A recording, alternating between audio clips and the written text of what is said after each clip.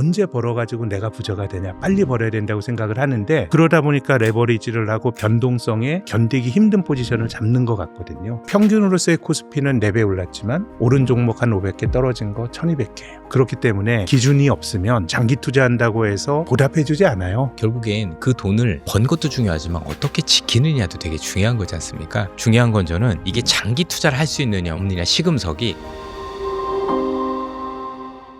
안녕하세요, 한석준입니다. 지식의 깊이를 2배 더하는 시간, 지식인 초대석 합석. 오늘은 투자의 기본적인 상식을 알려주실 두 분을 모셨습니다. 여의도 야전사령관 이선엽 대표님, 그리고 여의도 소크라테스 김학균 센터장님 모셨습니다. 어서 오십시오. 예, 안녕하십니까? 안녕하십니까? 안녕하세요. 소크라테스요. 좋은데요? 괜찮습니까? 너무 좋습니다. 아, 네. 두 분은 어떻게 인연이 좀 있으십니까? 저희가 이제 90년대 중후반에 직장 잡아서 지금까지 자본시장에 있는데, 직장 동료셨어요, 이 대표님이. 네. 네, 뭐 동년배고 하니까 오랫동안 교류하면서 지냈습니다. 그럼 사석에서는 야야하시나요? 제가 말을 잘 못 놔서요. 아, 그러시군요. 또 저도 그렇지만은 좀 금융업에 우리 비주얼은 서로 아니라서 조금 말 놓기가 어렵습니다. 아, 그런 게 있습니까? 사실 개인적으로는 제 스승이신 건데, 제가 애널리스트 생활을 하게 된 계기가 되신 분이고, 그러니까 이제 우리 학균 센터장님이 애널리스트 하시다가 이직하실 때 제가 그 자리로 가게 된 거예요. 네. 그래서 그게 시작이었고, 또 당연히 저도 시작했었을 때 나이가 있어서 시작하다 보니까 사실 가르쳐주는 사람이 별로 없었는데, 많은 가르침 또 어떻게 해야 되는지를 사실 제일 많이 가르쳐 주신 분이기도 하고, 궁극적으로는 또 우리 센터장님께서 있었던 스승님하고 저하고 또 제가 그 밑에 들어가서 같은 분 밑에서 배웠어요. 그러다 보니까 제 입장에서는 굉장히 스승님 같은 동기인 거죠, 나름대로. 그리고 지금도 많이 배우고 있고, 제가 이제 강세론자다 보니까 저도 되게 이제 어려울 때가 되게 많은데, 그럴 때마다 꼭 반드시 참고하는 분 1위라고 꼽으라고 하면 우리는 학균 센터장입니다. 어유, 그렇군요. 근데 김학균 센터장님 재밌는 경력이 있으시던데 영화 잡지 편집장을 하셨습니까? 예, 저는 지금도 좀 아련한 좋은 기억이, 전 지금 인터넷보다 예전에 PC 통신이 훨씬 좋았어요. 천리안, 하이텔. 저도 하이텔 출신입니다. 아, 그러신가요? 뭐 그때가 또 90년대 중후반이, 지금은 뭐 살기가 각박해서인지 영화 잡지, 스포츠 잡지 별로 없는데, 그때는 그런 게 좀 만개했었어요. 그래서 뭐 잡지라고 하면 좀 그렇지만 상업시장에서 그렇게 성공한 잡지는 아니었고요. 그냥 뭐 영화에 대한 글을 쓰는 일을 조금 했었죠. 예, 잘 안 되고 자본시장으로 넘어왔습니다. 아, 그때 그 잡지가 잘 안 돼서 이쪽 금융업 쪽으로 시작하신 거군요. 네, 그렇습니다. 이렇게 말씀드려서 죄송합니다만 안 돼서 저희 그 투자 쪽에선 귀인이 생긴 거군요. 제가 자본시장 와서 잘 됐다 이런 말씀이 저는 아니고, 그냥 저는 직장인으로 일을 할 뿐인데, 인생이란 게 늘 바뀌는 다이내믹스가 있는 것 같아요. 그래도 특히 투자자는 늘 낙관적인 마음을 갖고 잘 견디고, 이게 투자의 반인 것 같아요. 내가 주식을 잘 맞추고 이런 거라기보다는 그런 성취를 갖기 위해서는 잘 또 견디는 과정도 필요한 거 아닌가, 요즘 시장을 보면서 그런 생각을 합니다. 자, 오늘 두 분께 이 투자의 본질, 또 시장을 읽는 눈, 우리 같은 개별 투자자가 어떤 마음이어야 되는지 이런 걸 종합적으로 한번 배우겠습니다. 그 6월에 역사적인 수치가 나왔죠. 코스피가 9,000을 찍었고요. 그리고 다시 7월 말에는 연초처럼 5,000대를 기록했고요. 지금도 한 6,000 중반 정도 와 있는 현재인데, 지금 한국 증시는 어떤 국면에 와 있다라고 한마디로 정리한다면 어떻게 말씀하시겠습니까? 우리가 한 번도 경험해보지 못한 일이 일어나고 있다? 그리고 전체적인 위치와 관련해서 말씀을 드리면, 저는 저평가 구간에는 와 있다라고 생각은 하고 있습니다. 어쨌든 간에 시장이라는 게 결국은 가격이 쌀 때 가장 진입하기 좋은 시기고, 가격이 비쌀 때 제일 부담스러운 거라고 생각을 하는데, 그동안의 하락은 어쩔 수 없다 치더라도 지금 나름대로 봤었을 때 정말 비싸냐? 왜냐면 지금 이 말씀을 드리는 게, 최근에 시장이 워낙 급격하게 조정을 받다 보니까 투자자분들 많이 만나 뵈면 시각들이 다들 되게 부정적으로 많이 변해 계세요. 되게 더 많이 경계하시고 더 많이 하락할 것 같다는 두려움에 빠져 계시고, 저도 이런 경우를 처음 받아봤고, 네네. 그런데 그런 걸 감안한다고 하더라도 현재 이익이 나오고 있는 여러 가지 상황들을 놓고 보고, 또 전체적인 어떤 밸류에이션 전부를 따져봤었을 때 그런 우려가 있음에도 불구하고, 이 부분이라면 장기적인 시각으로 봤었을 때 저평가 국면에 놓여 있는 게 맞지 않느냐라는 게 개인적인 생각입니다. 센터장님은요? 글로벌 증시 전체적으로 보면 그렇게 심하게 조정받은 나라가 없습니다. 우리가 제일 센가요? 예, 미국의 S&P 500,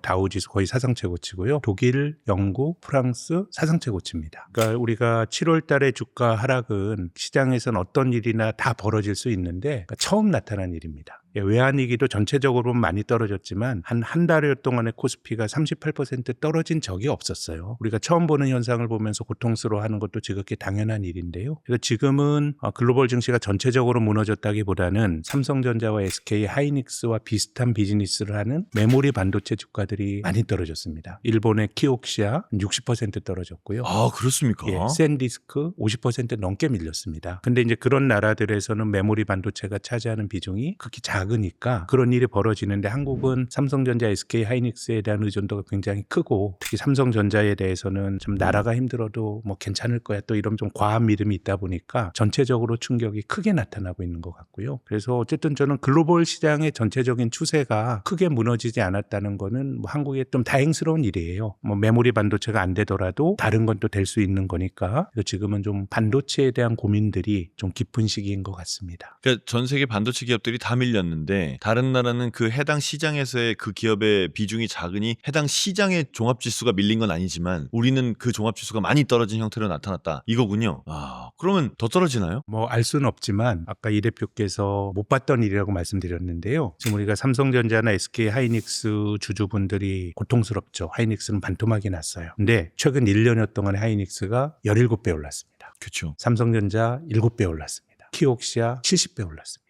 70배요? 그러니까 지금은 올라가는 것 자체도 매우 극단적인 상승이었고 근데 일반적으로 이렇게 가파르게 오른 주가가 추세적으로 망가지는 건지 단기 조정인지 우리가 지금은 알 수는 없지만은 그 조정의 성격이 단기 조정이더라도 그냥 마일드한 조정이 나타나긴 힘들어요. 아, 단기일 때도 급등한 아이들은 급락을 합니까? 그럼요. 7월 달에 반도체주의 급락이 결국 지나가는 조정이었네라고 사후적으로 판단 내릴지라도 그 조정은 굉장히 격하게 나타날 수밖에 없는 거고요. 근데 지금은 어쨌든 급등 이후에 급락이 나타났고 앞으로 어떻게 될 거냐에 대한 판단을 좀 잘 내려야 되는 그런 국면이라고 저는 봅니다. 판단 좀 내려주세요. 판단이라기보다는 의견. 일단은 조금 어려운 국면에 간 것 같아요. 어려운 국면이라고 하면 사람들이 가진 의심이거든요. 삼성전자가 2분기 영업이익이 전 세계 제조업체 중에 제일 많은 돈을 벌었어요. 근데 주가가 그때부터 떨어져요. 그러니까 사람들이 이제 걱정이 많은 거예요. 이렇게 돈을 벌어도 되나? 영업이익률 70% 이거는 거의 뭐 비즈니스 세계에서 어떻게 이런 일이 벌어지지? 하이퍼스케일러는 계속해서 살 수 있을까? 근데 7월 말에 구글이나 메타나 봤더니 제 생각에 살 수 있을 것 같아. 산다고 하고 있죠. 그러면은 미국이 그만 놔둘까? 중국은 막 도전을 하고 있는 것 같고 제 생각에 궁극적으로는 오픈 AI 같은 회사에 대해서 걱정을 전 할 수도 있다고 봐요. 결국 구글이나 아마존이나 이렇게 데이터 센터를 지으면은 엔트로픽이나 오픈 AI 챗GPT가 그걸 사 쓰는 건데 그럼 오픈 AI는 계속 투자를 할 수 있나? 손익이 잘 안 나와서 IPO도 못 하는 것 같은데 그래서 제가 드리고 싶은 말씀 뭐냐면 이것 자체는 상당히 우리가 계측하기 힘든 불확실성이 존재하고 검증되기가 어려워요. 내가 그렇게 걱정을 하는데 이게 안 가본 길인데 어떻게 검증이 되겠어요. 그래서 이 의심 자체는 지속이 될 수밖에 없고 그럼 이제 투자자 입장에서 어떻게 해야 될 거냐. 저는 투자는 불확실성에 대한 배팅이라고 봐요. 우리가 5, 6월 달에 반도체 주식이 올라갈 때 탄탄대로 같을 때가 실은 위험한 거죠. 왜냐면 주가가 상당히 반영하고 있으니까. 근데 이제 지금은 고점 대비 많이 밀린 상황이라고 보면 그럼 예전처럼 메모리 반도체 기업들의 주가가 그렇게 이익이 무너질까? 근데 장기 공급 계약이라는 게 지금 막 생기니까 달라진 거예요. 그렇죠? 그럼 미국이 예전에 뭐 미일 반도체 협정이란 게 있어서 일본의 반도체 업체를 후려쳤다고 하는데 뭐 그는 우리가 보호무역을 보면 도전적인데 근데 지금은 삼성전자나 하이닉스가 미국에 공장을 지으면 되지 않을까? 그때는 세계화 시대가 아니었어요. 또 수요가 지금 많다고 하니 뭐 미국에서라도 공장을 빨리 짓는 게 과거보다는 좀 나을 것 같고 오픈 AI에 대해서 걱정하는 건 맞는데 그럼 이 회사가 망할 거냐? 그럼 중국이 반도체를 미국에 팔 수 있냐라고 생각을 하면 제가 드리고 싶은 말씀은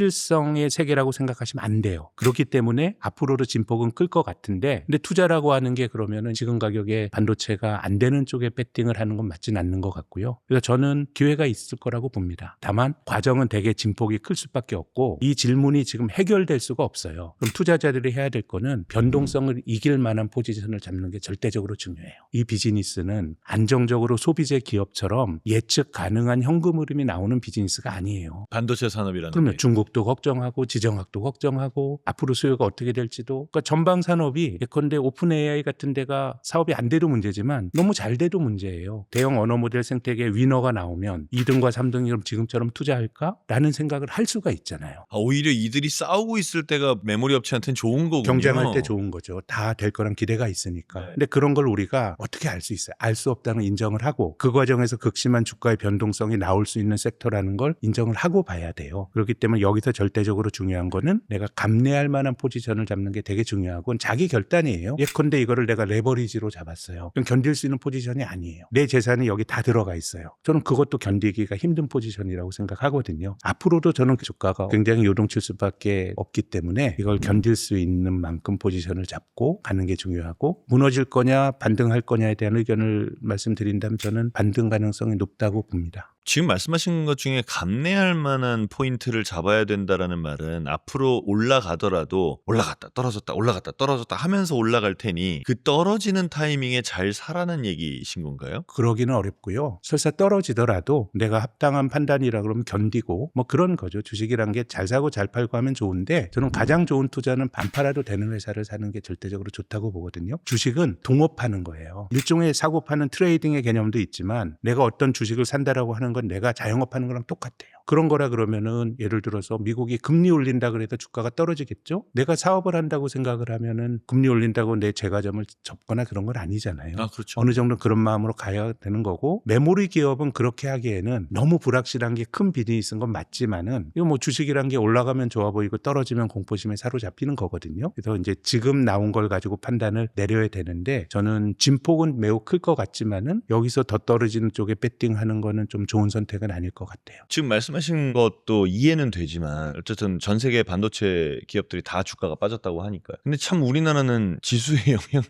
너무 많이 받아서 두 기업이 빠진 폭도 너무 크고 지수가 빠진 폭도 너무 크잖아요. 예. 이거는 어떻게 봐야 됩니까? 이게 제일 아쉬운 점이었는데 뭐 나름대로 반도체 관련 기업들은 이제 뭐 최근에 5, 6월 달에 이렇게 진입하신 분들은 굉장히 어려우셨을 거고 올 초반이라든가 지난해부터 들고 있던 분들 같은 경우는 사실은 이익을 조금 돌려준 거지 여전히 손실 구간은 아니실 거거든요. 그래서 워낙 편차가 큰데 문제는 국내 증시가 해외 증시에 비해서 다른 점이 있었다라면 해외는 말씀 주신 것처럼 나름대로 반도체 관련 기업만 크게 빠졌다라면 우리 증시는 사실 은행 업종 정도 빼놓고는 가리지 않고 다 빠진 것 같아요. 전체적으로 이건 이제 우리 표현으로 이제 수급이 많이 꼬였다 이렇게 보시면 될 것 같은데 첫 번째로 볼 수 있는 요인은 뭐냐면 국내 어떤 증시의 체력이 많이 소진이 된 것 같아요. 보통 우리가 증시가 좀 되게 많이 올라갈 때 특히 이제 5, 6월 달부터 시작을 해보면 아무래도 국내 증시에서 이 반도체 관련 두 기업이 이익도 너무 많이 났고 또 주가도 많이 오르다 보니까 많은 투자자분들의 선택이 두 기업으로 훨씬 더 많이 집중이 되셨던 것 같은데 문제는 요즘 시장 상황에서 놓고 보시면 그 당시에 국내 증시 체력이 자꾸 떨어지기 시작했었던 것들이 나타났던 게 체력이 떨어진다는 게 무슨 말인가요? 결국은 자금 유입도 잘 안 되는 거고 신규 작업이 안 들어온다는 예. 건가요? 주식이라는 게 나보다 더 비싸게 사줄 사람들이 계속 올라와야 되게 좋은 거잖아요. 근데 이제 단기적으로 오름폭도 되게 커서 그런 것도 있겠지만 기본적으로 그때 놓고 보면 우리나라가 금리도 인상하는 시기였잖아요. 또 거기다 대출도 다 막는 시기였었고 그래서 돈은 작고 시장에 있는 유동성은 줄어들고 두 기업은 워낙 오르다 보니까 많은 투자자분들의 선택이 뭐였냐면 기존에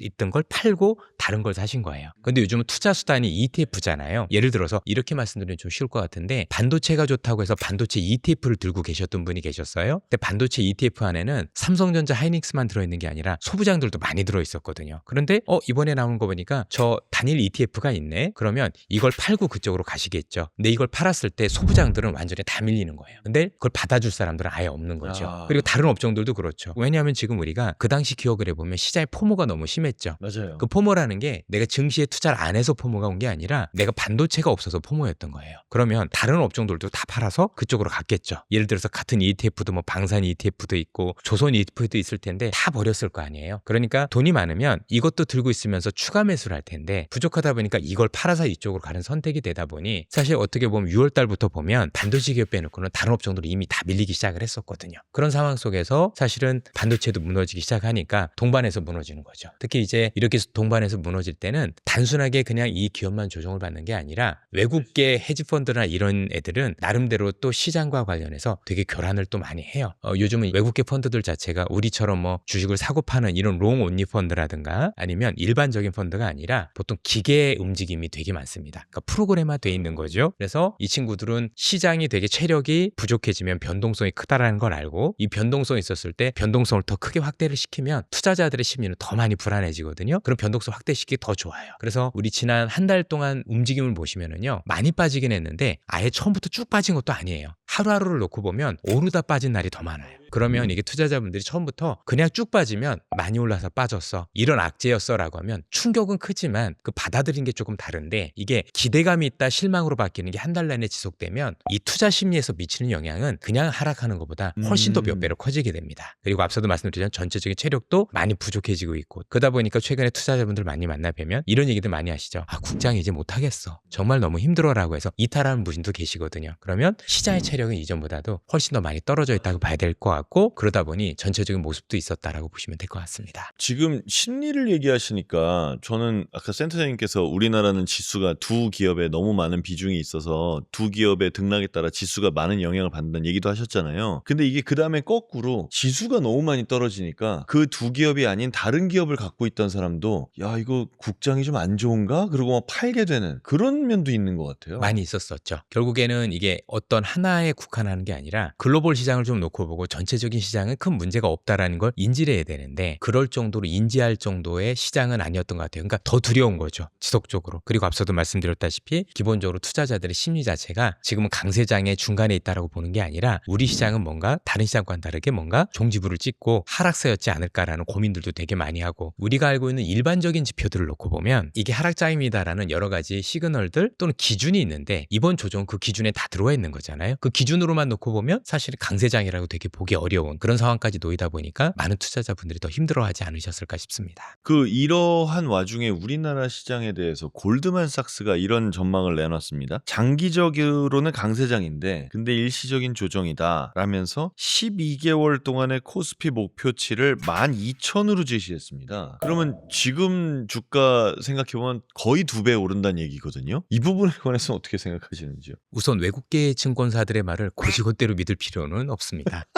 아, 그렇습니까? 예. 골드만삭스인데요? 골드만삭스여도 똑같습니다. 왜냐하면 저희들이 뭐 한두 번 본 것도 아니지만 외국계 증권사들 같은 경우는 세일즈 개념도 있습니다. 이렇게 좋게 얘기를 해줘야 주문도 받고 그런 경우도 있어서 그걸 곧이곧대로 다 믿을 필요는 없는 건데, 그 미국의 투자자들에게 한국 ETF를 팔기 위한 그런 목적인 주문을 건가요? 받기 위한 목적도 있을 거고요. 그래서 그게 본심일 수도 있고 아니면 영업용일 수도 있고 지나봐야지 아는 건데, 분명한 건 만약에 12,000이 그들 얘기가 맞다라면 사실 지금 반도체 조정은 완전 일시적인 거잖아요. 우리나라 시장이 12,000이라는 걸 도달하기 위해서 반도체를 제외하고 다른 기업들이 올라갈 수는 없죠. 왜냐면 이익을 생각했었을 때 결국 어느 정도 그 이익이 더 많이 나고 그 이익과 관련해서 주가가 오르려면 이 상위에 있는 두 기업이 움직여줘야 그게 가능한 건데, 그러면 그 전제 안에는 제가 다른 것까지는 모르겠지만 현재 있었던 반도체 관련 기업들과 관련된 이익이라든가 주가는 지금 조정이 사실은 거칠긴 했지만 일시적이고 궁극적으로는 그 이상을 뛰어넘는 이상으로 갈 거다라는 걸 전제로 깔았다라는 거죠. 근데 이제 우리 센터장님께서도 말씀을 주셨지만 그 전제가 다 확인되기 위해서는 넘어야 될 여러 우여곡절들이 되게 많죠. 그리고 지금 보면 우리가 흔히 얘기해서 최근에 그 반도체 피크론도 있었었고 정점론과 관련된 여러 도전과 관련된 과제들이 있었잖아요. 앞서 말씀드렸던 무슨 중국의 어떤 CSMT가 공급과 관련해서 우려가 있다라는 얘기들, 또 하이퍼스케일러들이 자금을 차입하기에 앞으로 쉬울 거냐 이런 얘기들이 있었습니다. 그런데 잘 생각해보면 이 악재들은 시간이 지나면 더 안 좋아지지 좋아질 가능성은 별로 없거든요. 왜냐면 결국 이 모든 것들이 다 반도체 가격이 너무 올라서 생긴 현상인 거고, 그럼 우리 입장에서 놓고 보면 앞으로도 이 반도체 관련 기업들의 이익이 더 좋아진다는 얘기는 반도체 가격을 더 올린다는 얘기인 거잖아요. 그럼 하이퍼스케일러들 입장에서는 부담이 줄어들 가능성은 없는 거죠. 더 커지면 커졌지. 그렇죠. 커지면 커졌지. 그러다 보면 이제 우리 입장에선 시장에서 놓고 볼 때 이전보다는 조금 더 넘어야 될 장애물들의 턱이 자꾸자꾸 높아지는 모습들이 보이니, 사실은 단기 반등은 이렇게 보할 수 있더라도 그 이상부터 올라갈 때는 덜컹덜컹 할 수 있는 여러 가지 가능성들이 있겠죠. 결국 우리는 확인하면서 올라가겠죠. 아, 이랬지만 그래도 여전히 투자가 잘 되는구나. 그렇지만 또 투자가 잘 되는구나 라는 생각을 할 수 있을 것 같습니다. 사실 앞서도 우리가 생각하는 오픈 AI에 대한 우려를 얘기를 했는데요. 이 우려를 우리만 아는 건 아니죠. 미국은 더 심각하게 느끼고 있지 않을까요? 그래서 최근에 미국에서 이와 관련된 조치를 내놨어요. 그게 뭐냐면 최근에 아시겠지만 엔비디아가 5천억 달러의 기금을 조성을 해서 반도체와 관련된 인프라에 투자를 하겠다라고 얘기를 했고, 그중 절반의 금액이 오픈 AI에 배정이 돼요. 2,500억 달러.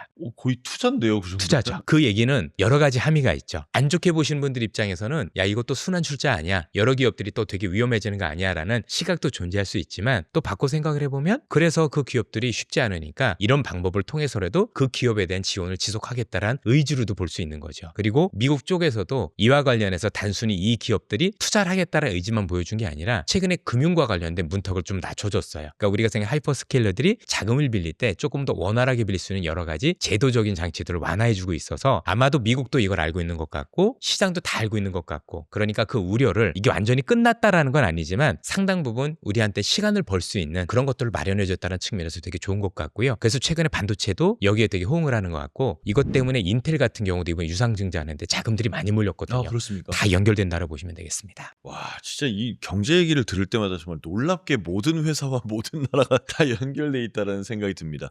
이 골드만삭스 얘기 마저 하면 12,000이라는 코스피 지수 어떻게 보시나요? 뭐 애널리스트가 남의 의견에 대해서 논평을 다는 건 적절치 않을 것 또 같은데요. 그렇습니까? 저는 뭐 일반적으로 우리가 어디까지 갈 거다 어디까지 떨어질 거다 시장이 그렇게 움직이지 않아요. 이게 버블이라고 하더라도 그 버블의 끝이 어딘지 알기 어렵고 주식이 굉장히 저평가돼 있다고 하더라도 그게 바닥이란 얘기는 아니에요. 저평가가 더 깊어질 수 있잖아요. 그래서 저는 뭐 애널리스트도 그렇지만 시장이 비싼가 싼가에 대한 판단이 내릴 수 있는 다라고 봐요. 뭐 싸다고 보면 뭐 들고 있고 조정이 있어도 떨어지면 돈 있으면 좀 더 사고 근데 올라가는 게 뭐 어디까지 갈 거다 이런 부분들은 뭐 사실 정답이 없죠. 또 시장에 많이 좌우가 되는 면도 있고 근데 뭐 10,000이나 12,000 뭐 이런 것들이 글로벌한 다른 나라 피어 그룹과 뭐 한국 시장의 뭐 이익과 자산 가치 뭐 이런 거 비교해서 나오는 거잖아요. 그렇게 본다 그러면 그게 엄청나게 뭐 말이 안 되는 그런 수치는 아닌 것 같고 근데 이제 제 생각에는 12,000 가려면 7,000 가고 8,000 가고 9,000을 건너서 가야 되는 거잖아요. 근데 지금은 6,000에 있고 근데 지금은 상당히 싸다. 싸다는 게 물론 바닥은 아니지만 싸다는 의미는 일시적으로 주가가 과민 반응을 해서 더 많이 밀리더라도 지금 정도의 주식을 들고 있는 사람이 그 가격대로의 회복은 상당히 빨리 나타날 거고 지금 주식 들고 있는 사람이 크게 낭패를 볼 가격은 아니니까 뭐 그렇게 가면 좋겠지만은 지금은 어쨌든 좀 잘 견뎌야 될 때란 말씀을 또 드리네요. 근데 참 이런 말씀도 들으면서 이게 예전하고는 정말 달라졌다고 생각하는 부분인데 주가가 6,000인데 이게 낮은 구간이라고 지금 우리 셋 다 얘기를 하고 있는 거잖아요. 작년까지는 상상도 못했던 코스피 지수인데 말이죠. 근데 그건 그럴 수 있는 게 우리가 SK 하이닉스와 삼성전자 비중이 높다고 말씀을 드렸는데요. 한국은 코스피의 92% 정도를 시가총액 상위 100개가 좌우를 해요. 아, 그렇습니까? 예, 나머지 700개가 아무리 어렵더라도 실은 두 종목만 올라가도 되고 삼성전자 하이닉스 100개만 올라가면 거의 코스피에 설명을 하는데 올해 상반기까지 주가가 떨어지기 전까지 작년 말 대비 코스피가 101% 올랐습니다. 배가 올랐어요. 근데 상장돼서 거래되는 종목 2,500개 중에서 한 1,900개가 떨어졌거든요. 그러니까 지금 주가는 6,000이면 말씀하신 건 괜찮지만은 아마 상당수 종목들은 내가 느끼는 것들은 주가가 2배 오를 동안에 코스피 수익률을 못 쫓아갔다 이런 차원이 아니고 주가가 떨어졌어요. 그러니까 이제 투자자들이 가지는 약간 체감 심리로 보면 우리가 보는 코스피보다 상당히 낫지 않을까 그런 생각은 또 하게 됩니다. 참 이렇게 주가에 대해서 관심을 가지니까 또 많은 걸 알게 됩니다. 대한민국의 상위 100개 기업이 코스피 지수의 92%라는 건 저는 정말 처음 알게 된 사실이거든요. 그럼 어쨌든 그렇게 구성된 코스피 지수로 우리가 많은 걸 얘기를 하는데 그 코스피 지수가 연초에는 뭐 연내 만 간다라는 얘기를 했다가 지금은 사실 만 얘기가 좀 들어갔어요. 그 연내에 봤던 만이라는 그 목표 지수도 달성 가능하다고 보시는지요? 글쎄요. 지금에선 조금 뭐 어렵지 않을까요? 근데 우리가 6월 달에 9,400까지 갔는데 애널리스트 전망이 예언자가 아니에요. 주가가 9,000 가면 거기서 한 10%만 오르면 만인데 이걸 뭐 안 간다라고 말하기도 힘든 거예요. 통상적인 변동성만. 그래서 그런 것들을 예지자의 말로 받아들이지 마시고 그런 의견마저도 시황에 많이 연동이 이제 되는 건데 근데 지금은 어쨌든 삼성전자와 SK 하이닉스가 돈을 많이 벌어도 많이 버는 거에 대한 걱정이 많이 이제 나오니까 그 과정은 지난 5월, 6월처럼 뜀박질하는 과정은 아닐 것 같고 그러면은 장기적으로는 가겠지만 뭐 올해 그렇게 기대치를 갖기는 조금 힘든 거 아닌가? 제 의견은 그렇습니다. 저도 큰 흐름이 만까지는 아니더라도 이렇게 좀 더 올라갈 수 있겠거나 흐름 정도로 받아들여셔야 된다라고 보는 거거든요. 왜냐면 이제 그 당시에 그런 전망을 했었던 많은 분들의 의견을 보면 뭐 일견은 타당했었던 의견들인 게 나름대로 기업들의 이익 전망이 그렇게 됐었던 것도 사실인 거고 그리고 지금 놓고 본다고 하더라도 그 이익 전망이 불가능한 거 아니냐는 아무도 알 수는 없는 거예요. 왜냐하면 지금 우리가 최근에 특정 산업에 대한 어떤 이익에 대한 전망이 부러졌다라기보다는 여전히 그렇게 될 거는 같은데 이제는 사주는 쪽 입장에서 그게 쉬울까라는 의구심이 있는 거거든요. 그러니까 산업만 놓고 보면 예를 들어서 하이퍼스케일러들도 여전히 투자하려는 의지를 많이 가지고 있어요. 왜냐하면 생존에 달려있기 때문에 이 사람들 입장에서는 무조건 해야 돼요. 할 수밖에 없고. 그래서 우리 아마 지난 7월에 시장에 조정받을 때도 그 얘기도 했었을 거예요. 시장에 돌리는 전환점이 뭐야 라고 7월 초에 물어봤었을 때 구글이 투자와 관련한 계획이 앞으로 좋아지면 그때가 아니겠느냐라고 여러 가지 시장의 얘기들이 있었어요. 근데 실제 그게 나왔는데도 진정이 나왔죠. 안 됐죠. 그랬더니 그 다음으로 또 넘어가죠. 그래 알겠어. 너희들의 의기는 알겠는데 이제는 현금 흐름이 조금 부족해지니 이렇게 되면 나중에 차입을 해야 될 건데 차입을 하려면 이제는 중요한 돈이 빌려주는 사람들이 중요해지고 돈을 빌려주는 사람들은 생존도 중요하지만 일단 내가 투자했었을 때 나중에 투자와 관련된 수익을 걱정 안 할 수 없는 거잖아요. 이쪽으로 많이 옮겨간 부분들도 있단 말이에요. 그러면 이게 아직은 의심인 거죠. 현실화되진 않은 겁니다. 이 의심이 계속 어쨌든 간에 가격이 오름에도 불구하고 차곡차곡 쌓아가면 시간의 문제인 거지 불가능하지 않다라고도 얘기 드릴 수 있지만 그 중간에 이게 무조건 사람들이 딱 나와서 별 문제 없이 100% 지나갈 수 있습니다라고 누구도 지금 장담할 수는 없는 거잖아요. 제가 이번에 AI란 산업이 들어오면서 제일 힘들었던 것 중에 하나는 뭐냐면 1년 예측이 안 돼요. 지난해 이맘때 한번 볼게요. 상반기에 놓고 보면 반도체가 저렇게 오를 거란 전망들이 있었었나요?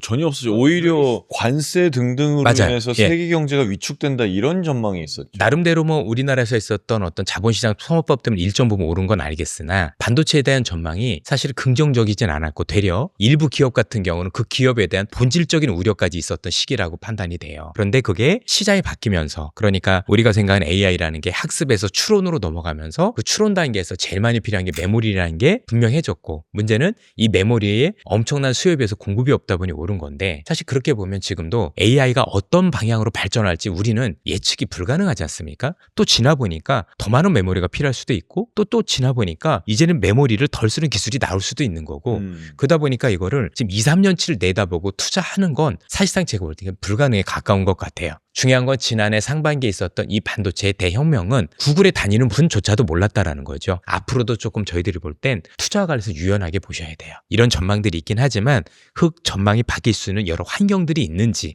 또 앞서도 말씀드렸지만 지금은 좋다라고 얘기를 하지만 그 좋은 것들에 대한 도전이 있는데 그 도전이 현실화가 얼마나 될 건지 이런 것들을 확인하면서 우리가 생각하는 내가 얼마까지 볼까를 결정해야 되는 거지 뭐 특정 어떻게 될 거냐 아니면 딱 내년에 어떻게 될 거냐 전망이 쉽지 않죠. 뭐 그와 관련해서 최근에 뭐 반도체와 관련해서도 2028년에는 공급이 많이 늘어날 거다. 그래서 가격이 떨어날 거라는 좋은 전망들도 있지만 그것도 또 그때 가봐야지 하는 거지 또 모르는 거예요. 정확하게 얘기하면 그때까지도 필요 없고 올 하반기 내년 초반에 갈 수도 달라질 수도 있는 거거든요. 그러니까 조금 사고의 유연성이 있어야 되는 게 다른 어떤 경제 흐름에 비해서 이번에 경제 흐름은 특히 AI라는 게 너무 변화무쌍해서 여기에 따라서 우리도 그때그때마다 시각을 조금 달리할 필요는 있겠다라고 말씀을 드리고 있습니다.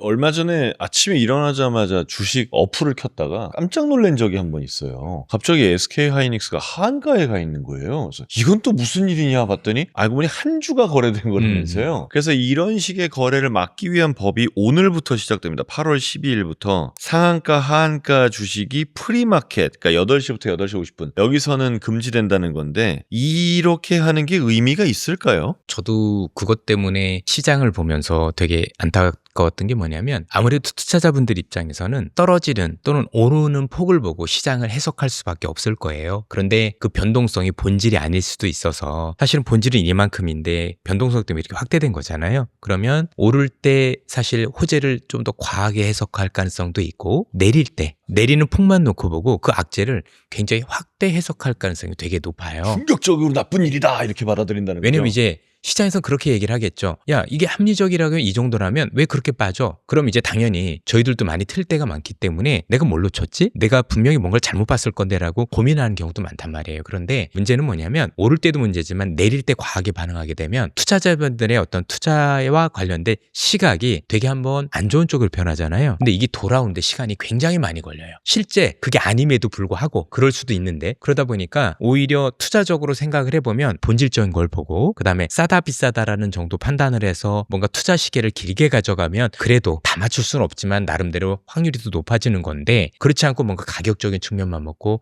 해석을 이렇게 하다 보면 제가 볼 땐 잘못된 판단이나 잘못된 전략으로 흐를 가능성이 이번 시장을 통해서 놓고 보면 많아지는 것 같아요. 기본적으로 그 하한가 거래 난날에 대해서 저는 좀 생각을 해봤는데요. 전 욕심은 다 내는 거니까 욕심을 내고 하한가에 매수 주문은 걸어놓을 수 있다고 생각해요. 누가 팔았을까요? 근데 그게 우리가 주가 차트를 볼 때 밑에 주가가 있고 밑에 거래량이 있잖아요. 예. 거래량이 많이 수반이 된 거는 그 자체가 사는 사람 파는 사람들의 많은 사람들의 어떤 집단 지성을 가지고 결정이 되니까 의미가 있는 건데 지금 논의가 되는 거는 거래가 잘 안 될 때 나타났던 일시적인 가격 왜곡이거든요. 그러니까 그거는 우리가 큰 흐름과 상관없는 정말 아웃라이어라고 봐야죠. 너무 놀라웠어요. 예, 근데 그걸 통해서 누군가 돈을 벌고 누군가 손해를 보는 파생 계약이 있을 거라고 추론을 하는 거고요. 그래서 크게 보면은 우리가 투자를 하는 데 있어서는 저는 소음이라고 봅니다. 아, 이런 건 소음이다. 저는 그렇게 봐요. 또 거래량이 적었기 때문에 급격하게 움직였던 거죠. 아무리 적어도 한 주에 몇백만 원인데 그때 그거 팔린 사람은 진짜 너무 억울할 것 같아요.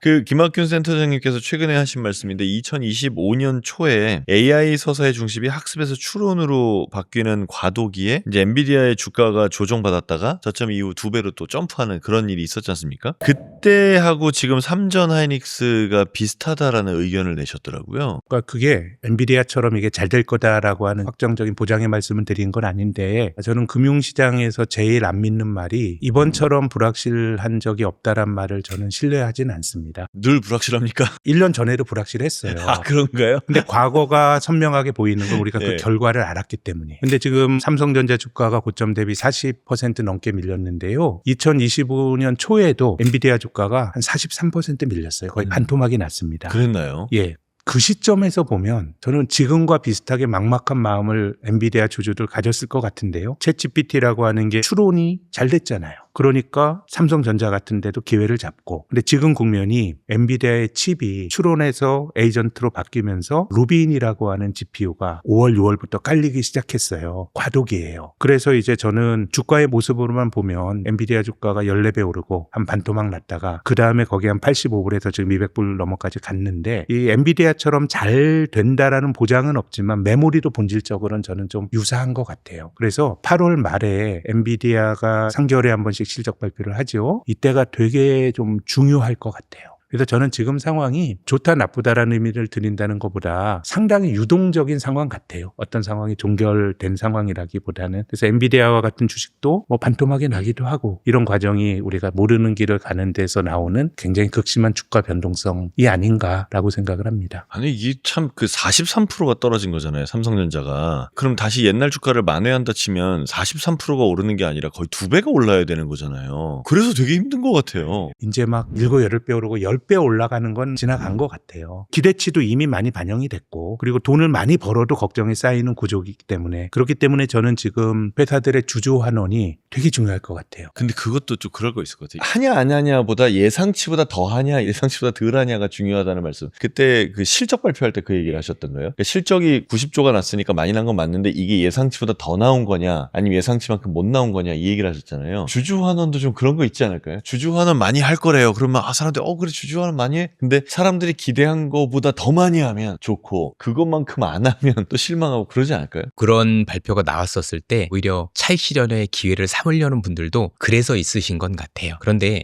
그런 과정을 또 넘어야 이 기업이 더 올라갈 수 있다라고 생각을 하거든요. 중요한 건 저는 이번에 주주환원을 우리 센터장님처럼 저도 굉장히 중요하게 보는 이슈는 여러 가지가 있는데 첫 번째는 어쨌든 간에 투자자들 입장에선 이게 장기 투자를 할 수 있느냐 없느냐 시금석이 주주환원하고 연결이 돼요. 우리가 주가라는 게 길게 놓고 보면 단기 변동은 맞출 수도 없거든요. 그런데 이 기업들이 앞으로 꾸준히 돈을 벌 수 있고 상당부 주주환원 해주면 내가 일부 지금 손실이 났다 하더라도 이게 몇 년 쌓이면 사실은 본전 이상으로 충분히 된단 말이에요. 그러면 투자자분들 있잖아요. 서두를 필요가 없죠. 두 번째는 뭐냐면 이번에 만약에 이미 삼성전자나 하이닉스가 주주환원을 발표를 하게 될 때 그 규모가 크다라면 이건 또 다른 시그널이 전 될 수도 있다고 생각을 하는 게 그 이전에 왜 이렇게 박했을까? 주주환원 관련해서는 사실은 거의 없다시피 했었으니까 물론 여러 가지 이유가 있었을 거예요. 사정도 있었을 거고 그렇지만 중요한 게 이번에 크다라면 단순히 이번만 하겠어가 아니라 마이크로는 앞으로도 하겠다라고 얘기를 했는데 지속성을 얘기하는지 제가 되게 중요한 게 그게 사업의 안정성하고 연결이 되는 거거든요. 네. 예를 들어서 이번에 많이 벌어서 많이 주지만 다음엔 쉽지 않아요. 이건 또 다른 이슈인 거잖아요. 그런데 이번에 이렇게 했는데 앞으로도 이랬을 경우 지속적으로 할 수 있겠습니다라는 의지 안에는 우리가 그동안 우려했었던 결국 반도체는 사이클이잖아. 조만간 정점이 올 거야. 그러니까 뭐 더 길게 보면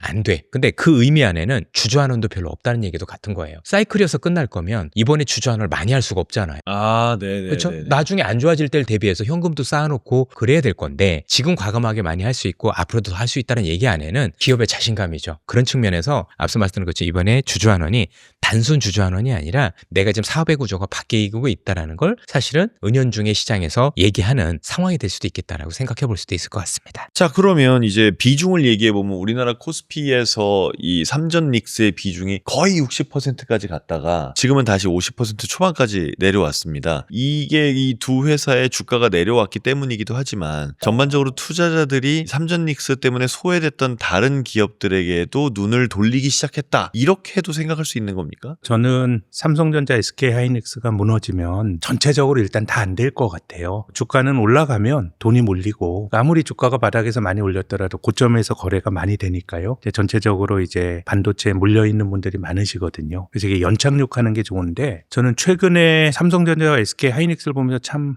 이렇게 참 블랙홀 역할을 하는구나라고 느꼈던 게 사실 전통적인 가치 투자자들이요. 그러니까 비즈니스 모델이 안정적이고 이런 거 사는 사람들에게 삼성전자, SK하이닉스는 사실은 좋은 투자의 대상은 아닙니다. 워낙 벌 때 많이 벌고 배당도 잘 안 주고 안 되면은 막 하이닉스는 적자가 나고 이러다 보니까 근데 이번엔 뭐 빅사이클이고 올해 내년 실적으로 보면 뭐 PER이 3배, 4배 하니까 보기에 따라서는 제일 가치가 싼 주식이에요. 특히나 아까 말씀드린 파괴적인 양극화가 나타나면서 삼전 하이닉스만 올라가고 다른 건 안 되니까 5, 6월에 싼 주식을 선호한 가치 투자자들도 그걸 팔고 삼성전자, 하이닉스 많이 갖고 또 한편에서는 코스닥처럼 기대 수익률이 높은 사람들이 또 존재해요, 시장에는. 근데 하이닉스가 17배 오르고 또 뭐 레버리지 이런 것도 나오니까 그 수요까지 같이 흡수를 했어요.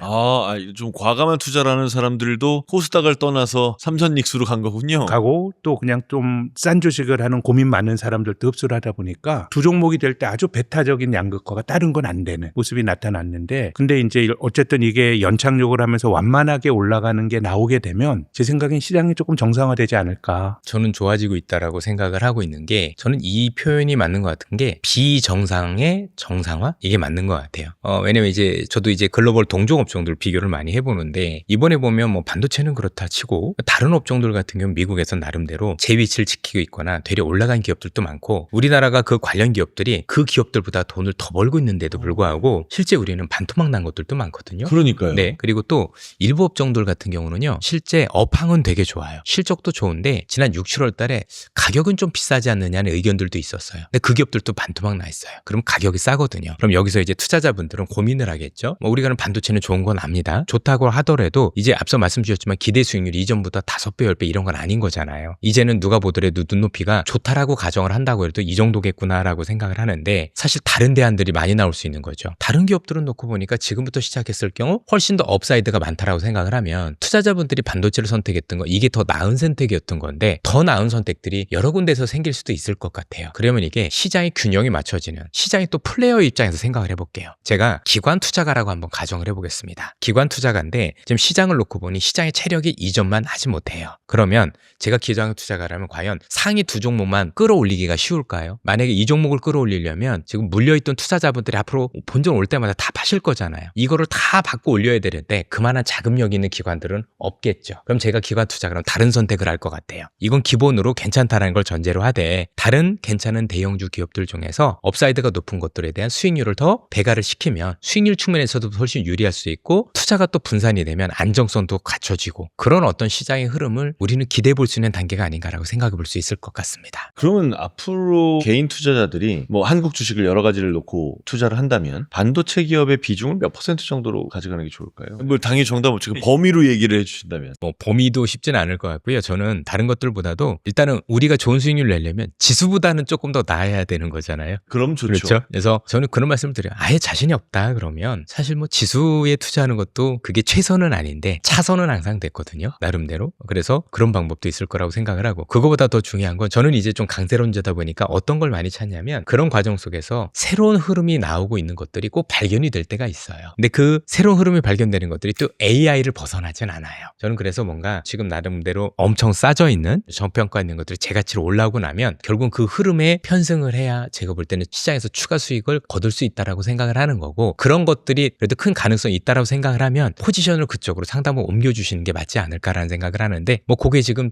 있다 언제가 된다라고 된다라고 얘기하기 되게 어려운 거죠. 근데 주가로도 그렇지만 사실 한국 사람으로서 그냥 한국 반도체 기업들을 응원하는 마음도 되게 커요. 삼전닉스가 계속해서 해외 시장에서 좀 패권을 잡고 잘했으면 좋겠고 이런 마음도 되게 크거든요. 근데 이제 그런 생각을 가질 때 제일 두려운 거는 중국 메모리 회사잖아요. 우리가 지금 많은 부분에서 중국한테 따라잡혔거나 아니면 역전당했는데 이 메모리 분야에서는 그런 일이 안 일어났으면 좋겠다라는 마음인 거거든요. 근데 그 창신 메모리 CXMT죠. 이 회사가 상장 첫날 주가가 465%가 폭등을 하고 그날 코스피는 10% 급락을 했습니다. 이 회사가 따라잡힐까요? 우리나라가? 이거 따라잡힌다면 얼마나 빠르게 따라잡힐까요? 따라잡히느냐 아니냐의 문제는 아닌 것 같고요. 우리가 더 달아날 수 있느냐의 문제인 것 같아요. 이미 중국이 우리를 추격하는 거는 기정사실이지 않습니까? 이걸 막을 수 있는 방법은 없는 거고, 그러면 지금은 시간이 지날수록 우리하고 격차도 줄어들고 있는 것도 사실인 거고, 업계에서 지금 보기로는 한 2, 3년 정도 남지 않았겠느냐라는 얘기들 되게 많이 하는 거죠. 결국 저는 중국이 따라오는 걸 상수라고 생각을 해야 되는 거고요. 그럼 우리가 해야 될 일은 이들이 따라오는 속도보다 더 멀리 달아나는 게 숙제인 것 같아요. 훨씬 더 앞선 기술력 이런 것들을 가지고 달아나는 거 외에는 사실은 방법이 없다라고 생각을 하는데, 이건 사실 우리의 기업의 몫인 거죠. 그 과정 속에서 이제 더 중요한 건 뭐냐면 결국에는 온 국민이 하심을 해야 된다는 거죠. 많은 분들이 아시는 것처럼 중국 기업이 저렇게 따라올 수 있었던 배경에는 오로지 중국 정부의 지원이 있었기 때문이에요. 정부가 엄청 밀어줬죠. 왜냐면 밀어준 정도가 아니라 이 기업은 원래 살아날 수 있는 기업은 아니었어요. 왜냐면 분량이 너무 많아요. 아, 창신 메모리요? 네, 그러면 분량이 많은 걸 누가 쓰겠어요? 그런데 중국에서는 분량 나는 거 그 금액을 전부 다 중국 정부가 100% 보존을 다 해줬어요. 뿐만이 아니라 그중에 한 1, 20% 나오고 있는 괜찮은 물건들을 사는 기업들은요 보조금까지 줬단 말이에요. 아, 네. 그리고 의무화 시키기도 해요. 야, 저가는 이거 써보지 라고 하는 건 무서운 거예요. 그러니까 우리는 사실은 창신 메모리랑 싸우는 게 아니에요. 중국 정부랑 싸우고 있는 거예요. 저는 이거는 단순하게 받아들여서는 안 된다고 생각을 해요. 다만 이제 주가 측면에서 놓고 보면 위협적이라는 건 시간이 지날수록 우리한테 더 위협이 된다는 것에 대해서 의심의 여지는 없습니다만, 일단 물량과 관련된 공급 과잉 측면에서 놓고 보면 올해 내년이 아닌 건 분명해요. 올해 얘네가 이번에 12조 원을 조달을 했단 말이에요. 그렇게 해가지고 투자를 하겠다라고 얘기를 하는데, 투자를 할 때도 걸림돌이 되게 많아요. 무슨 얘기냐면 창신 메모리가 투자하겠다라 다 투자가 되는 게 아니라, 투자를 하려면 장비가 들어와야 되는데 지금 장비 업체들이 그 기간 안에 장비를 대줄 수 있을지 없을지 의구심들을 많이 표현을 해요. 왜냐하면 삼성 하이닉스 장비 대주기도 바쁜 거예요. 그리고 또 하나가 중요한 게 있어요. 빠르면 2029년 30년 얘기를 많이 하는데, 그 당시에 이 기업들이 물량이 늘어나는 것뿐만큼이나 메모리 수요도 늘어나는지도 같이 봐야죠. 왜냐하면 지금 시장에서 얘기하고 있는 것 또 하나가 서사가 뭐냐면 우리가 생각하는 피지컬 AI거든요. 피지컬 AI로 가게 되면 피지컬 AI는 다 동영상 베이스예요. 눈으로 보고 다 그려야 되기 때문에 우리가 알고 있는 일반적인 AI 에이전틱하고는 또 달라요. 메모리 훨씬 많이 쓰겠죠. 500배 이상이라고 얘기를 해요. 그러면 그게 만약에 늦어지면 모르겠는데 그게 생각보다 빨라지면 얘네들이 증설을 해도 이것조차도 부족해질 수도 있는 거예요. 그러니까 그건 아무도 모르는 건데, 그러니까 그 당시에 그런 게 있는지 없는지도 같이 봐야 되기 때문에 단순히 얘네가 증설한다고 해서 그것만 가지고 공급 광일 거냐라고 얘기를 하기에는 그거는 시간이 지나면서 확인해 볼 필요가 있다고 생각을 합니다. 분명한 건 국가적으로 위협인 건 인정을 해야 되죠.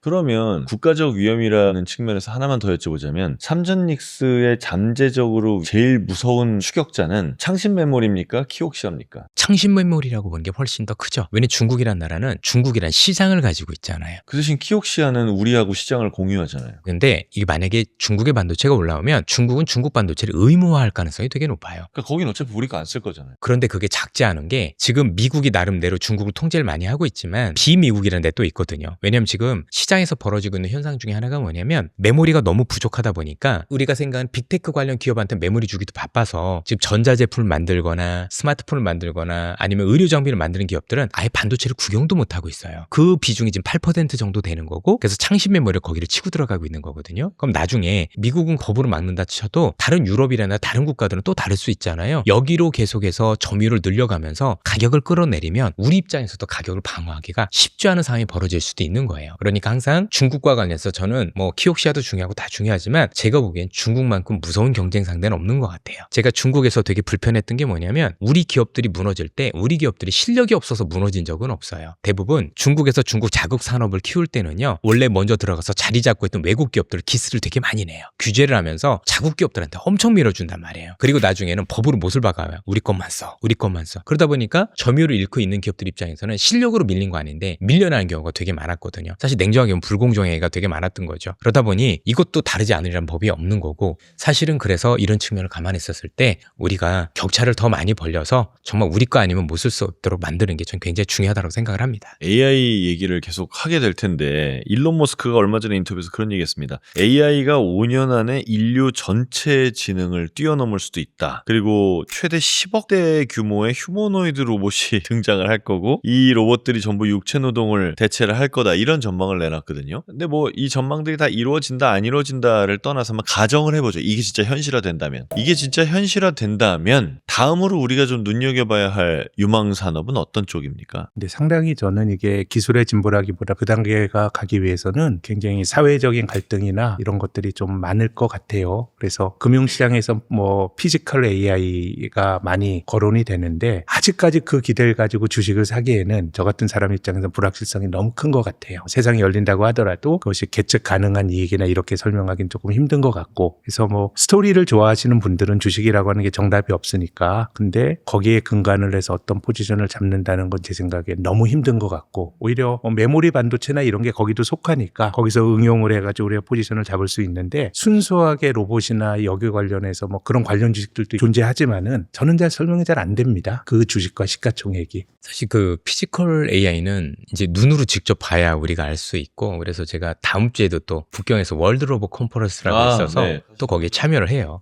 아직도 좀 난제가 좀 많이 있습니다. 손이 제일 문제고요. 손을 이렇게 제대로 구현하기 쉽지 않은 모양이더라고요. 놓고 보니까. 그리고 지금 나오는 로봇들은 머리하고 손하고 다 따로 노는 거예요. 그래서 우리가 생각하는 것까지는 약간의 시간이 있는 건데, 만약에 그 관련 기업이 움직인다라면 실적은 아닌 거죠. 기대로 움직일 것이다. 기대겠죠. 그러니까 뭐 온 가정에 로봇이 한 번씩 다 깔릴 거고 모든 공장에는 로봇이 배치될 거야라는 기대로 움직이는 거죠. 그러면 저는 만약에 그 관련 기업들이 시장을 주도하기 시작한다라면 저는 그게 버블인 것 같아요. 아, 그땐 버블일 네, 수 그땐 있다. 버블인 거죠. 기대는 있는 건데 실적이 그렇게 따라올 수는 없는 거니까. 그럼 여기서 이 기업을 따라잡을까 안 잡을까는 사실 개인의 몫인 것 같아요. 왜냐하면 나는 실적이 없는 기업들은 투자를 안 하는 게 원칙이라면 안 하시는 게 맞지 않나요? 그래도 나는 성장이라는 걸 좋아하고 버블이라는 것도 이게 단기간에 끝나는 게 아니기 때문에 난 이런 것들에 대해서 나름대로 그래도 참여하고 싶어라고 하면 그것도 투자자분들의 선택인 것 같아요. 그러면 그때부터는 우리가 따져봐야 되는 건 기업의 실적은 아닐 거니 유동성의 힘을 봐야 되겠죠. 유동성의 힘을 보면 이 유동성이 얼마나 이와 관련된 성장을 더 부각시킬 거냐, 그때도 오버하지 않을까 싶기는 한데 저는 그게 되게 중요한 것 같아요. 오늘 이렇게 두 분에게 직접 투자에 대한 해안을 들을 수 있는 시간이어서 참 귀중하다라는 생각이 드는데요. 그런 면에서 좀 일반 투자자에게 좀 앞으로도 투자를 하기 위해서는 이런 마음가짐을 가져야 된다, 이런 거 좀 여쭤보고 싶은 게 있어요. 6월은 올랐고 7월은 떨어졌고 뭐 이런 시기가 뭐 앞으로는 없겠습니까? 또 오겠죠, 이런 날이. 그럼 이런 날이 또 올 때 그때 우리 투자자들은 어떤 마음가짐으로 투자를 대해야 되는지, 혹은 저 같은 이 초보 투자자들이 빠지기 쉬운 함정은 뭐가 있습니까? 요즘 뭐 삼성전자가 국민주고 굉장히 하이닉스와 더불어서 관심이 많은 주식 아닙니까? 삼성전자가 1975년에 상장이 됐는데요. 상장 이후로 7,000배 이상 올랐습니다. 그 돈을 뭐 다 번 사람이야 없겠죠. 설립하신 분들이야 뭐 팔지 못하니까 벌었을 텐데 10년 전과 비교하면 12배 올랐습니다. 5년 전과 비교하면 4배 올랐습니다. 그럼 중간중간에 보면 투자라고 하는 게 참 늘 우여곡절이 있죠. 한 1년 전만 해도 이 삼성전자에 대한 걱정이 많았잖아요. 이 회사가 앞으로 잘할 거냐. 그래서 저는 투자라고 하는 게 잘 사고 잘 파는 것도 중요하지만 기본적으로 견디는 게임인 것 같아요. 근데 견딜라 그러면 준거의 틀이 필요하거든요. 저는 투자와 투기가 잘 구별된다고 생각하지 않지만, 투자는 내가 생각하는 적정한 가치에 대한 나의 기준이 있고, 이거보다 싼 가격에 사서 내가 적정하는 가치까지 가기를 기다리는 건 투자고요. 이게 빠진 건 모두가 투기예요. 이게 굉장히 뭐 좀 공자님 말씀 같지만 이게 왜 중요하냐면, 이런 기준점이 없으면 뭐 어떻게 버티나요? 떨어지면 더 떨어질 것 같고, 그리고 돈을 많이 벌지도 못해요. 이제 주가가 올라가면 적정한 가치에 대한 개념이나 기준이 없으면 한 20-30% 오르면 팔아요. 그러면서 야, 요즘 은행 이자가 얼만데 내가 10년치 이자 벌었네. 근데 그 주식이 2배, 3배 가는 경우 있고요. 떨어지면 사람들이 가지고 있는 손실, 회피 회피 심리 때문에 또 손해보고 못 팔아요. 비자발적인 장기 투자를 하게 되죠. 그래서 가치에 대한 기준이 없으면 벌 때 조금 벌고 투자 인생의 대부분을 나쁜 주식과 버타면서 갈게 돼요. 그러면 이길 수가 없어요. 자, 근데 제가 버티는 게 중요하다고 말씀드렸지만 그럼 모든 주식에 버티면 다 되냐? 그건 아니죠. 지난 10여 년 동안 보면 2016년 말에 코스피가 1900이었습니다. 10년 지나서 2026년 말에 8400이었어요. 지금 좀 내려왔지만 그때보다 많이 올라 있죠. 평균으로서의 코스피는 4배 올랐지만 오른 종목 한 500개 떨어진 거 1200개예요. 그렇기 때문에 어떤 기준이 없으면 장기 투자한다고 해서 보답해주지 않아요. 망할 수도 있고. 투자는 사고 파는 것만이 투자가 아니에요. 모르는 거 안 하고 이것도 중요한 의사결정이에요. 근데 지금은 너무 유혹이나 자극이 많죠. 이 때문에 개별 주식 투자는 철저하게 아는 것만 하는 게 중요하다. 그러면 시장에 투자하세요. 주가 지수에 한 연간 10% 오르면 괜찮은 거 아니에요? 경제가 엉망이지만 그래도 주가 지수라는 게 나쁜 것들 떨어지고 잘 나가는 거 올라가면서 크게 낭패를 안 봐요. 그래서 투자라고 하는 게 나의 부족함을 인정하면 합당한 보답을 해주는데 욕심이 너무 많으면 또 잔인한 게 시장인 것 같습니다. 그러네요. 전 사실 이산욱 대표님은 저희 같은 사람들의 마음 잘 모르실 것 같아요. 왜냐면 매일 보시는 분이니까 매일 볼 수 없는 사람 마음 잘 모르실 것 같아요. 우리 어떻게 해야 됩니까? 저는 이제 개인 투자자분들을 많이 만나보면서 1, 2년 전에 들어오셨던 분들은 지금 최근에 투자했던 분들보다는 조금 더 좀 세련된 투자를 하고 계시는 게 의외로 좀 공부를 많이 하세요. 그런데 이제 최근에는 이해되죠. 최근에 이제 온 지 얼마 안 됐으니까 시작했다고 하더라도 그게 이제 깊을 수 없고 그렇다고 생각을 하는데 지나보면 원칙이 있느냐 없느냐는 전 되게 중요한 것 같아요. 이럴 땐 이렇게 투자하고 저럴 땐 투자하고 해서 왔다 갔다 하는 투자를 하게 되면 사실 기준이 굉장히 모호해지는 부분들이 굉장히 많습니다. 저는 다른 얘기보다도 그런 것 같아요. 살아보니까 본인한테 맞는 투자가 반드시 있어요. 예를 들어서 어떤 분들은 굉장히 신중하실 수 있다라고 봐요. 겁도 많고. 그럼 이분들은 성장주 투자가 어울리는 것 같지는 않아요. 아, 성격이 예, 감내하기가 힘들어요. 네네네. 뭐 실적도 안 나오고 어떻게 이렇게 하는 건데 또 반면에 주변에서 보면 또 되게 대범하신 분들도 있고 강한 심장을 타고나신 분들도 있잖아요. 이런 분들 같은 경우는 약간 공격적인 투자가 가능하신 분들인 것 같아요. 그러면 우리가 언론이나 유튜브에서도 너무 많은 훌륭한 분들이 나오지만 우리 센터장님하고 저하고도 이게 다르거든요. 그러면서 저는 어떤 말씀을 드리냐면 나한테 맞는 투자법을 찾아가는 건 되게 중요하다. 내가 창을 가지고 있는 사람인가 방패를 가지고 있는 사람인가를 스스로 한번 판단해 보실 필요가 있는 것 같아요. 여기서 또 중요한 게 뭐냐면 저는 빠르기보다 깊이를 아는 게 되게 중요한 것 같아요. 지금 많은 투자자분들이 이제 우리 언론 매체도 그렇고 텔레그램도 그렇고 너무 좋은 매체들이 많아요. 사실 하나하나 읽어보면 제가 보더라도 정말 도움이 많이 됩니다. 그런데 대부분 그런 것들이 너무 많아지다 보니까 대충 보고 아 이런 게 있었어 라고 생각하는 분들이 너무 많으신 것 같아요. 그런데 그걸 하나하나 꼼꼼히 따져보면 그 깊이가 보이거든요. 한번 시장이 움직이는 건 추세라는 게 있어요. 내릴 때도 추세가 있고 오를 때도 추세가 있는데 짧지 않아요. 그래서 내가 약간 늦게 거기에 진입한다라고 해서 수익을 내는데 전혀 문제가 없단 말이에요. 그러니까 시장을 무리하게 전망하려고 하면 안 돼요. 두 분 말씀이 비슷한 것도 있고 좀 다른 차원의 얘기들도 있는데 둘 다 해당하는 투자자들 나의 방식을 좀 알아야 된다는 말에서 좀 많은 또 공감이 갑니다. 이번 6월 7월에 흔히 4848이란 말 들어보셨어요? 사고 팔고 이걸 많이 한 사람들은 40% 떨어지는 동안 40% 이상의 손실을 봐서 뭐 울고 있는 그런 분들도 많이 있거든요. 나한테 맞는 전략을 찾는 거를 잘 하려면 어떤 사람들이 어떤 투자 전략을 하는지를 또 알아야 되지 않습니까? 일단 피해야 될 방법으로는 4848인 것 같고 또 센터장님은 부자처럼 투자라는 말도 하셨단 말이에요. 우리가 절대로 따라하지 말아야 되는 방법이 4848인 건 맞습니까? 따라하지 말아야 된다기보다는 주가가 올라갈 때 돈이 들어와요. 그러니까 이제 대부분의 우리가 의사결정은 이 모멘텀, 지금 보이는 거 여기 많이 좌우가 되거든요. 그래서 이제 4848도 쌀 때 사서 비싸게 팔면 되는데 보통의 경우는 비싸게 사서 싸게 파는 경우가 많을 것 같은데 손절면을 자꾸 하는 거죠. 예, 그래서 이제 그 어떤 형식이든 간에 결국 알매 깊이예요. 그러니까 절대적으로 아는 거라고 주식이라고 하는 거는 동업의 성격이 있다. 내가 동업한다라고 생각하면 많이 하긴 아무래도 힘들겠죠. 조금 더 신중하게 생각을 하고. 그래서 저는 정답은 없는데 저는 많이 해서 대부분의 문제가 난다고 생각해요. 많이 한다니요? 너무 쉽게 사고 파는. 어떻게 증권 어플 지울까요? 저는 뭐 많이 볼 필요가 없다고 봅니다. 내가 동업한다고 말씀드렸잖아요. 네. 제가 목 좋은 데서 제과점을 합니다. 뭐 연준이 금리 올린다고 내 사업을 접는 게 아니잖아요. 그런 속성이 있어요. 그럼 부자처럼 투자라는 말씀은 무슨 뜻입니까? 결국은 기대 수익률이 합리적이고 견디는 투자를 하는 게, 예를 들어서 우리가 부자가 되기 위해서 투자를 하지 않습니까? 근데 부자들은 그 돈의 성격 자체가 견딜 수 있는 돈이에요. 그래서 참 아이러니가 존재하는 게, 야, 언제 벌어가지고 내가 부자가 되냐, 빨리 벌어야 된다고 생각을 하는데 예. 그러다 보니까 레버리지를 하고 변동성에 견디기 힘든 포지션을 잡는 것 같거든요. 저는 주식 투자가 인내심이 약한 사람에서 인내심이 강한 사람으로 돈이 넘어가는 속성이 있다고 생각을 해요. 와, 이거 되게 멋있는 말인데요. 인내심이 약한 사람한테서 인내심이 강한 사람한테로 돈이 넘어가는 속성이 있다. 제가 원작자는 아니고요. 워렌 버핏이 한 말인데요. 아, 그분이 하신 말입니까? 예. 그렇게 본다 그러면은 내가 1,000만 원이 있다. 1,000만 원 중에 500만 원은 2, 3년 정도 안 써도 되는 돈이라 그러면 그건 부자의 돈이에요. 부자의 돈과 비슷한 속성을 갖고 있기 때문에 우리는 시간을 두고 복리의 힘에 자산을 불려나가는 게 일반적으로 할 수 있는 일이지, 뭐 한두 번 잘할 수 있지만 시장에서 치고받고 하다 보면 제 생각에 90%는 이기기가 힘들어요. 그래서 투자는 저 같은 직장생활 중반부에 있는 시니어보다 젊은이들이 훨씬 유리합니다. 유리하다고요? 훨씬 유리하죠. 자산이 없잖아요. 자산이 없지만 시간이 나를 부자로 만들어줘요. 아껴서 합당하게 투자를 하면. 근데 저는 투자가 좋다고 생각하지만, 예컨대 이제 직장을 안 다니고 노동으로 인한 소득이 없어졌을 때 내 주식을 팔아야 될 때 이게 강세장인지 약세장인지 알 수가 없어요. 시간에 내가 절약해서 저축하듯이 투자하는 것 말고 확률이 높은 방식은 저는 잘 모르겠어요.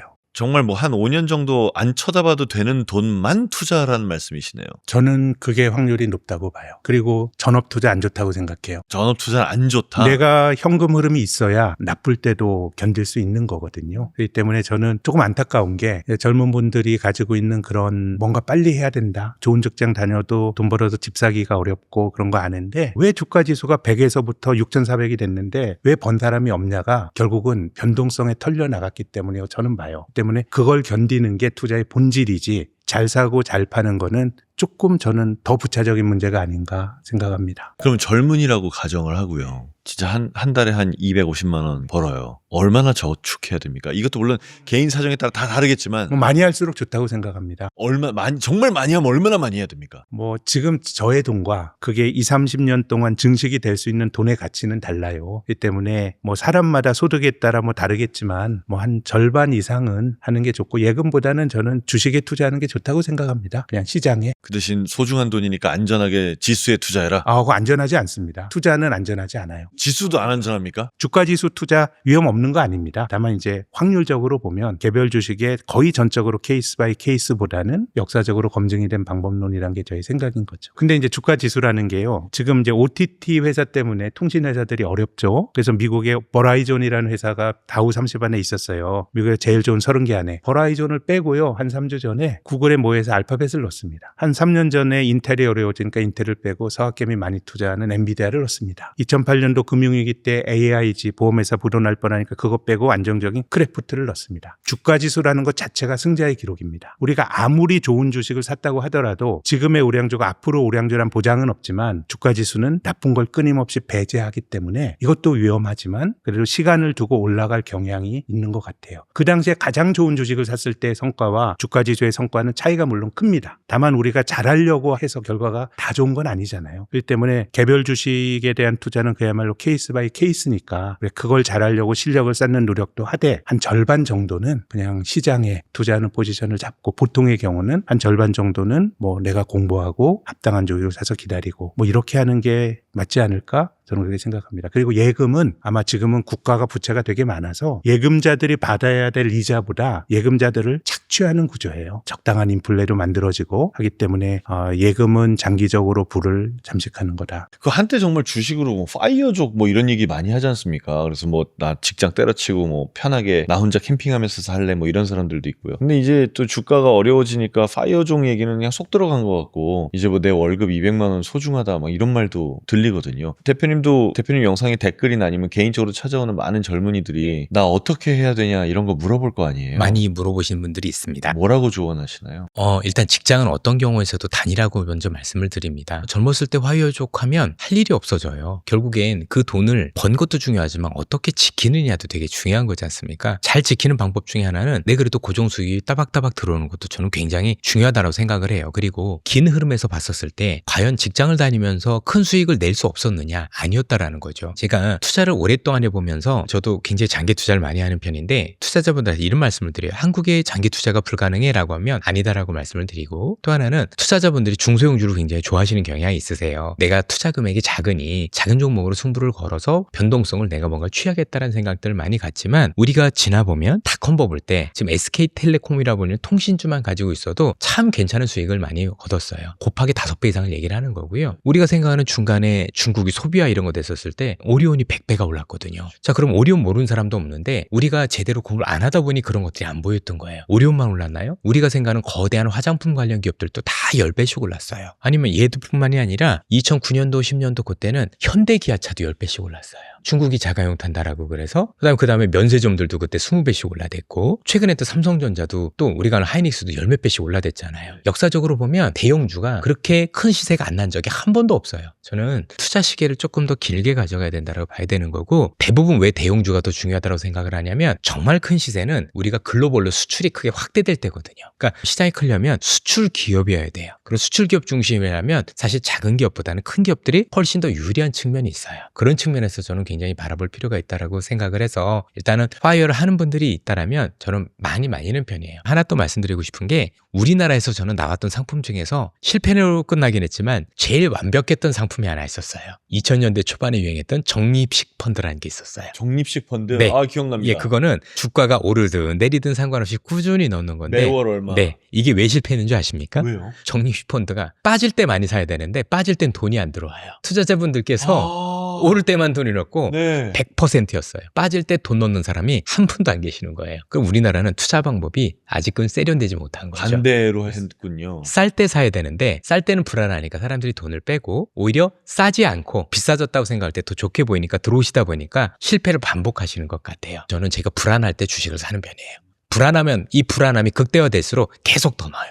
계속 더 넣고. 지금 다 샀습니까? 많이 샀습니다. 성공했느냐 100% 그렇진 않아요. 지하 1층도 있고 2층도 있고 3층도 있고 많이 경험을 해봤지만 그런데 약간의 시간이 더 지나면 사실은 더 좋은 결과가 있었고 더더욱 중요한 건 그때 안 샀으면 더 못 샀어요. 그래서 뭔가 나름대로 남들이 되게 공포를 느끼고 어려울 때는 그때는 분명히 일단은 기초적인 평가를 해볼 필요가 있다. 그리고 일반인들의 심리와는 사실 제가 볼 때는 조금 그래도 역으로 움직이시는 게 확률적으로 볼 때 성공 확률이 높다라는 것도 통계적으로 많이 유용합니다. 좀 기억을 해야겠습니다. 자, 오늘 김학균 센터장님은 저희 지식인 초대석에 처음 모셨는데 저희가 처음 오신 분들에게는 이 질문을 많이 드립니다. 혹시 이 오랜 세월 살아오시면서 좀 쓰라렸던 실패의 경험이 있으신지 그리고 그 실패의 경험에서 크게 얻은 교훈이 있다면 그건 뭔지요? 그래도 다행스럽게 치명적인 실패가 없었다는 말씀은 좀 드리고 싶네요. 소소한 건 너무 많고 우리가 투자 프로니까 투자도 우리가 실패하죠. 야구랑 비슷해요. 야구 선수가 10번 나와서 3번 치면 먹고 살지만 투자는 거부할 확률이 높아야 되지만 헛스윙도 하고 병살타도 있는 건데 그렇다고 경기를 말아먹을 정도로 실패를 하면 안 되고 투자는 중독성이 있어요. 레버리지로 투자하게 되면 그 중독성을 좀 버리기가 힘들 것 같아요. 근데 투자는 언제 그만두냐 하면 망해야 그만두거든요. 그래서 정말 중요한 거는 어떤 일이 벌어져도 견딜 수 있는 포지션을 잡는 게 중요하다는 말씀을 질문의 취지와는 맞지 않지만 제 마음대로 말씀드려 봅니다. 명심하고 기억하겠습니다. 자, 오늘 이렇게 이선엽 대표님 그리고 김학균 센터장님 두 분 모시고 2026년 8월 현재를 기준으로 대한민국에서 투자를 하면서 살아가고 있는 우리는 어떠한 심리적인 마음가짐을 가져야 하는지 또 어떠한 전략을 머릿속에 가지고 있어야 되는지에 대해서 얘기를 들어봤습니다. 오늘 두 분의 얘기가 여러분의 투자 인생에도 크게 도움이 됐기를 진심으로 바랍니다. 오늘도 끝까지 시청해 주셔서 고맙습니다.